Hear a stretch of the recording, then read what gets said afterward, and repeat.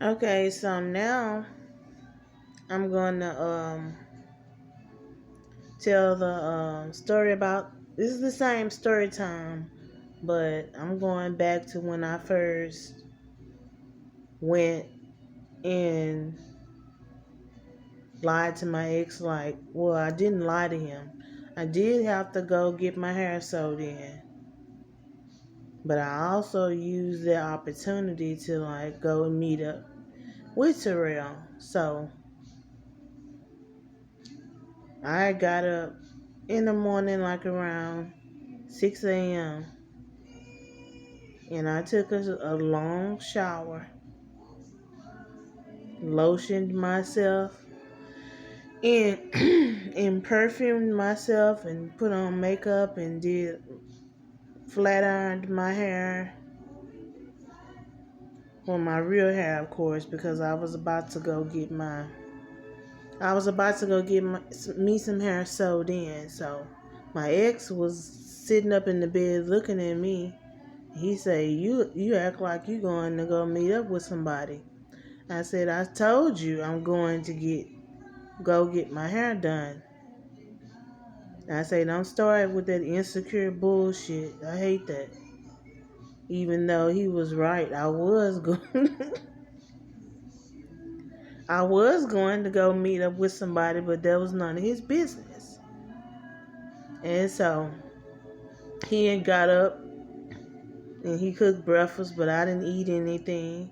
And he thought it was weird that I didn't eat the breakfast that he cooked. It was just because I was so excited. I think I told this story once before when I had left my ex in the house and went to go meet up with Terrell. So, okay, so I got on my phone while he was in the kitchen rolling up some weed, and I texted Terrell, and I said, "What you doing?" He said, "I'm sitting at home waiting on you." And so then 7:30 came, and then he's like, "Why you so in a rush to leave the house?" I said because my cousin want me at the shop at a certain time.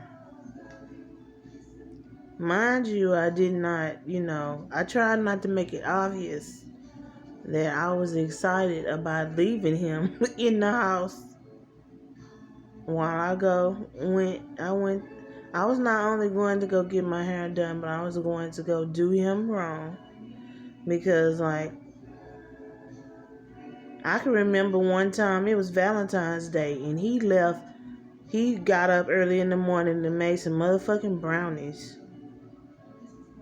He got a motherfucking gift bag and put a balloon on it and put some candy in it. And then he said, I'm gonna be back. I'm gonna go to my sister's house and spend the day with her. I say, what kind of shit is that? It's Valentine's Day. Why are you leaving me in the house? And he just left. So that was this is his payback for that also. So my Uber came at 7:50 a.m. and dropped me off at the salon around 8 o'clock. I texted Terrell and he came very fast. And he came and picked me up in front of my cousin's salon. So we went down the street to that hotel. The first thing he wanted to do was get high.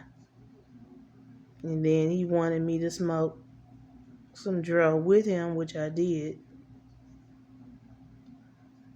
Now, I don't know what it was about smoking that dro, but all of a sudden, once I smoked that, the entire day I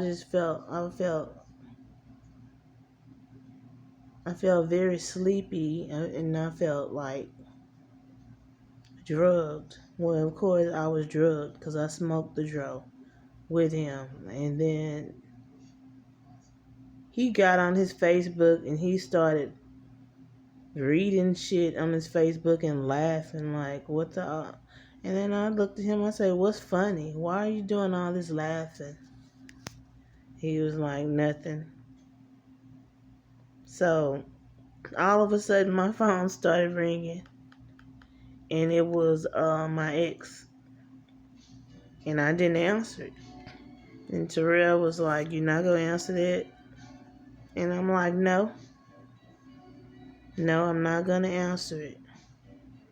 And then my ex texted and said, I'm just calling to make sure you made it all right to your cousin's salon. I'm just checking on you.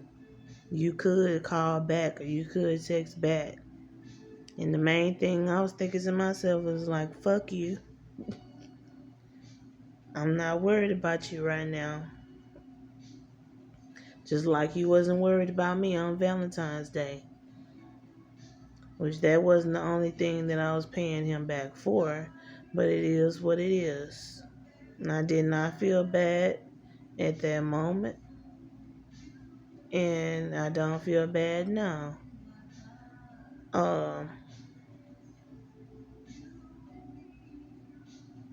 Then I came back.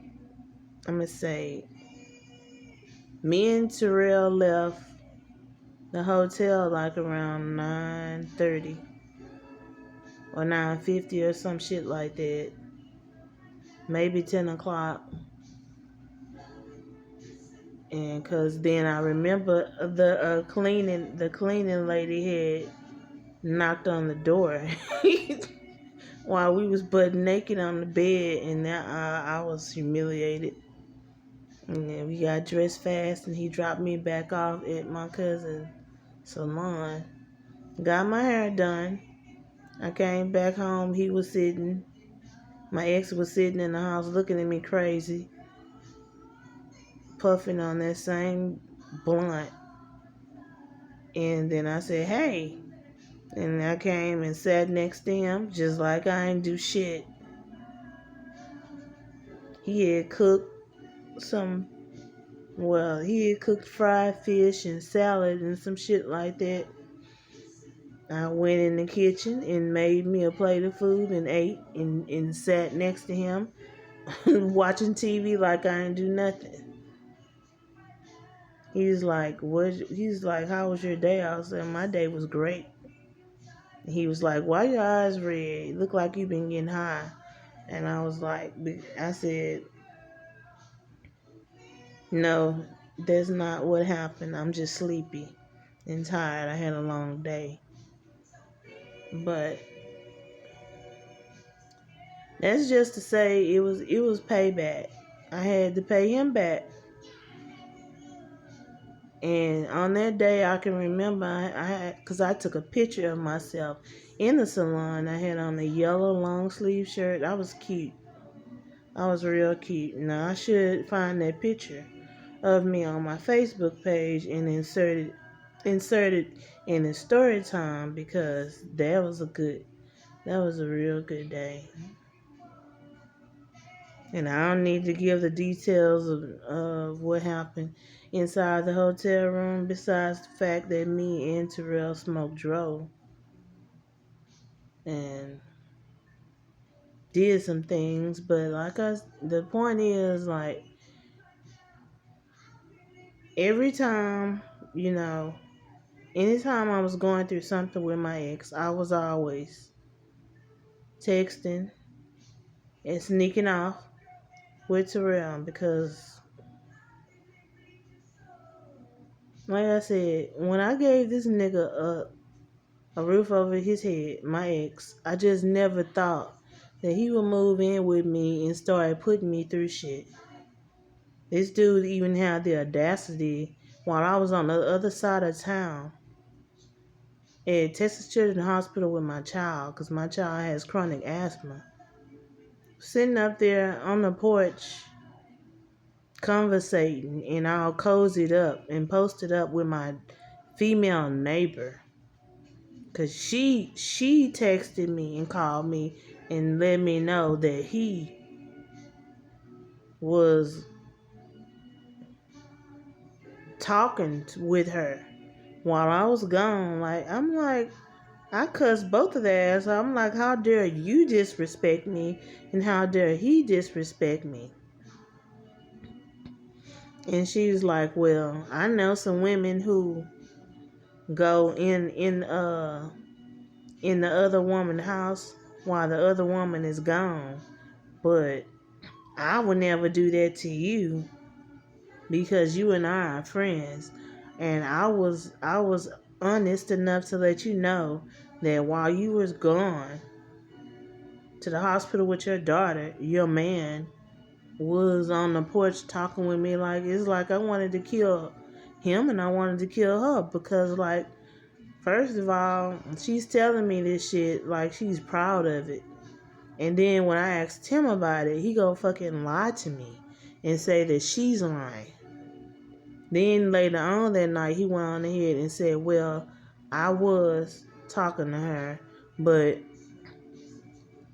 she had offered me a beer and all we were doing is talking.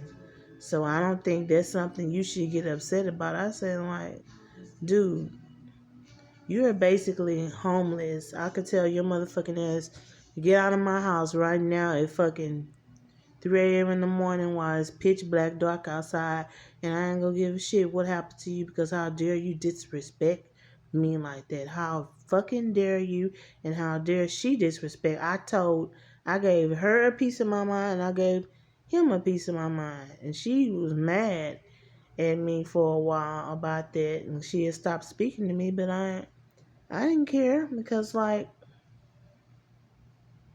she tried me and he tried me too. Like, I told him, you playing games with me, I'll do something to you in your sleep because you fucking with me. Like, that's number one thing I told him to do when he first started living with me.